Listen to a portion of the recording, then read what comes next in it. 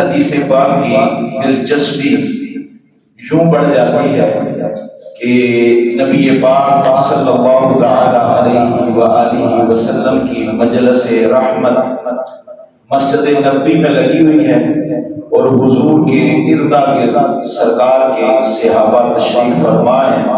حضرت انس رضی اللہ تعالی عنہ آپ ارشاد فرماتے ہیں کہ صحابہ کرام جب حضور کے ارد گرد بیٹھتے تو ایسے لگتا جیسے کے ارد گرد پروانے بیٹھے ہوئے ہیں۔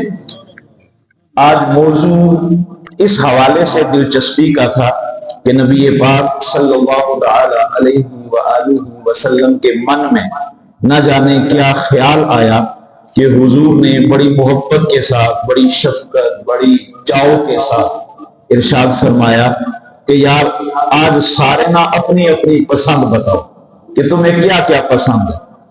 تو صحابہ کرام نے عرض کیا رسول اللہ آغاز آپ فرمائیں۔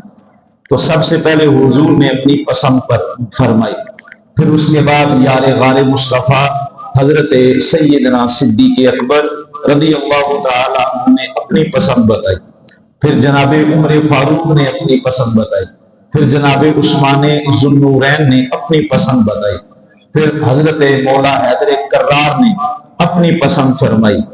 اب جب یہ ارشاد فرما رہے تھے تو اس سارے منظر کو حضرت جبریل دیکھ رہے تھے۔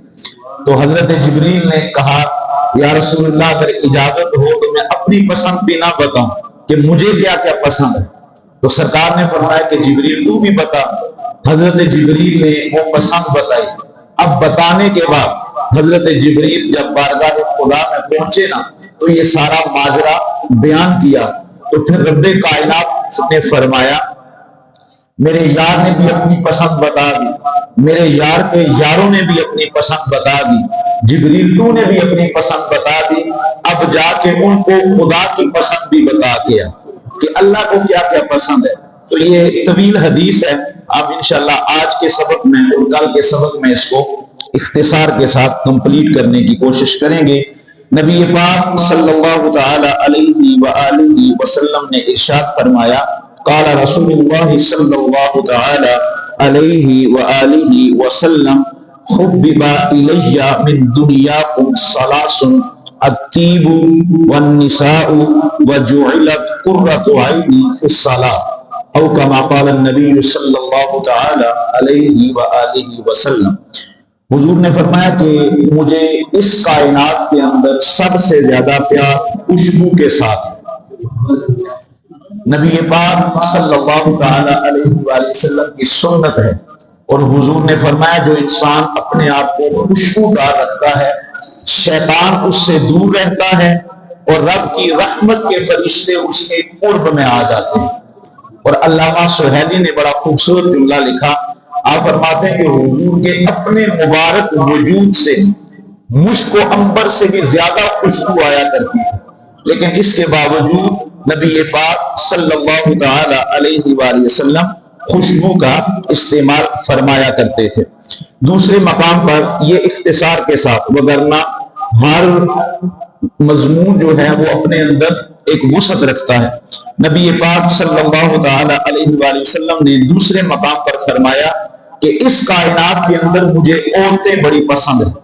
اب اس کی تشریح کے اندر محدثین فرماتے ہیں کہ نبی پاک صلی اللہ تعالی علیہ وآلہ وسلم نے فرمایا کہ عورتیں پسند ہیں، اس سے کیا مراد ہے کہ عورت جس بھی روپ میں ہو وہ نبی کو پسند ہے۔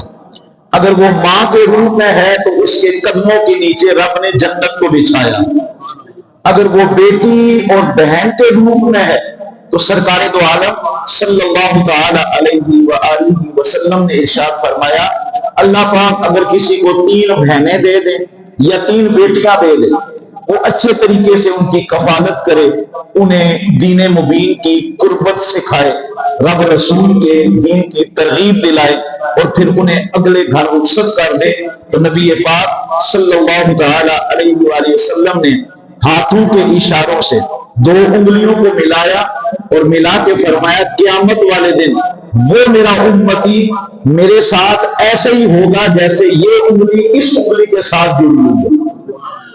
بلکہ اسی مجلس کے اندر ایک صحابی رسول کھڑے ہوئے جس کو علامہ منذری نے الترغیب و ترہیب کے اندر نقل فرمایا. ایک صحابی کھڑے ہوئے تو عرض کرنے لگے یا رسول اللہ اگر کسی کے گھر میں 3 بہنیں یا 3 بیٹیاں نہ ہوں 2 ہی بیٹیاں ہوں اس کے لیے کیا حکم ہے؟ تو سرکار نے فرمایا یہ خوشخبری اس کے لیے دی کہ قیامت والے دن وہ میرے ساتھ ہوگا.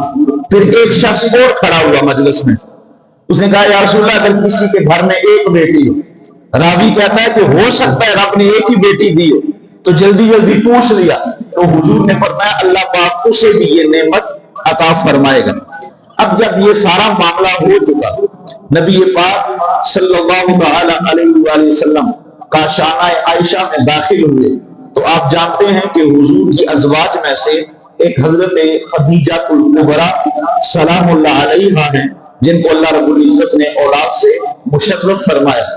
تو بی بی پاک حضرت عائشہ نے عرض کی یا رسول اللہ میں نے آپ کی ساری باتیں نہ سن لی, آپ نے بتایا نا 3 بیٹیاں ہوں 2 بیٹیاں ہوں 1 بیٹی ہو تو قیامت والے دن وہ میرا امتی میرے ساتھ ہوگا.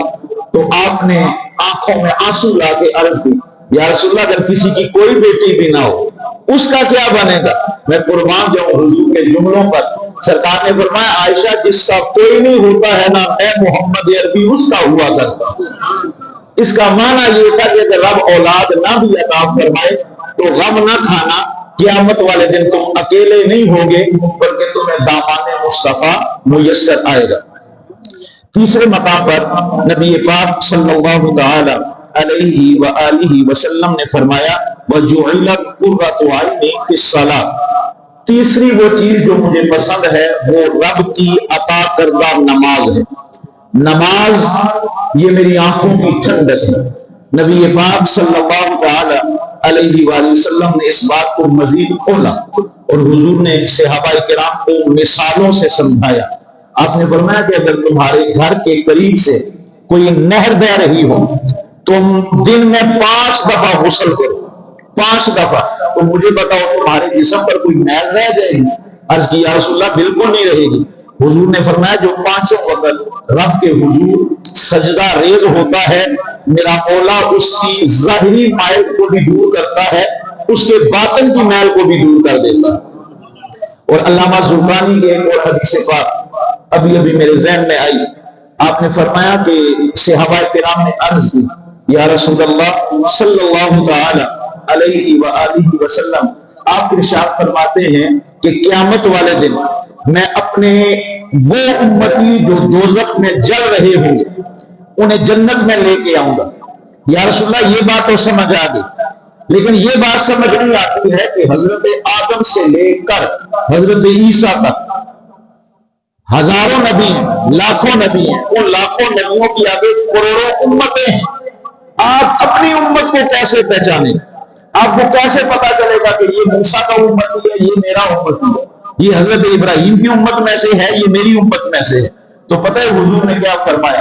سرکار نے فرمایا جو دنیا کے اندر وضو کریں گے نا قیامت والے دن اللہ پاک ان اعضاء کو جن اعضاء کو وضو کے دوران وہ دھوتے ہیں ان اعضاء کے اوپر میرا مالک نور کی کرنیں پیدا فرمائے.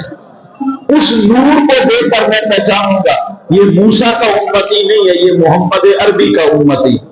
تو یہ وضو بھی بہت بڑی نعمت ہے, نماز بھی بہت بڑی نعمت ہے. آگے چلنا چاہوں گا. اب باری آئی حضرت سیدنا صدیق اکبر رضی اللہ تعالی عنہ. صدیق آپ بتائیے آپ کو کیا پسند؟ اب حضرت سیدنا صدیق اکبر کا انتخاب دیکھیے گا. جو بات چلتی ہے وہ محبت مصطفیٰ سے اور بات ختم ہوتی ہے تو محبت مصطفیٰ. عرض کی یا رسول اللہ صلی اللہ تعالی علیہ وآلہ وسلم میرا جی چاہتا ہے کملی والیا کہ میری آنکھیں ہوں اور چہرہ مصطفیٰ کا, بس میں ہر وقت آپ کا دیدار کرتا رہوں. اور دوسرے مقام پر آپ نے فرمایا یا رسول اللہ میرا حال ہو اور میں ابرو مصطفیٰ پہ نچھاور کرتا چلا جاؤں, جیسے جیسے میرے حضور کہتے چلے جائیں میں ویسے ویسے نچھاور کرتا چلا جاؤں. سرکار کی زیارت یہ اتنی بڑی خدا کی نعمت ہوا کرتی تھی. احادیث کے ذخیرے میں یہ باتیں ملتی ہیں کہ صحابہ کرام پر جب بھوک اپنا حملہ کرتی کھانے کے لیے کچھ میسر نہ آتا تو وہ آ کے رخ مصطفیٰ کی زیارت کیا کرتے. اگر کوئی پیاسا ہوتا وہ حضور کے چہرے کا دیدار کرتا. اسی لیے تو آپ نے کھڑی علیہ رحمہ نے فرمایا تھا نا کہ 3 مہینے رجی خلقت ویخ یوسف گنہانی جنہ سونا محمد ڈٹھیا اور رج گے دوہا جہان.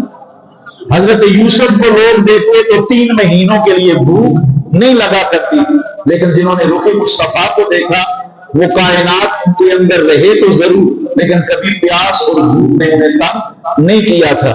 تو آپ نے عرض کی یا رسول اللہ کہ میرا جی چاہتا ہے کہ میں آپ کے نام پر مال بھی ایسے ہی لٹایا کروں. یہی وجہ ہے کہ جب آپ مکہ میں موجود تھے, مکہ کے غلاموں کو آزاد کرنا, غریبوں کو کھانے کے لیے راشن مہیا کرنا, مسجد نبوی کے لیے زمین کی ضرورت پڑی تو سب سے پہلا ہاتھ جو مجلس صحابہ میں بلند ہوا وہ حضرت سیدنا صدیق اکبر کا تھا.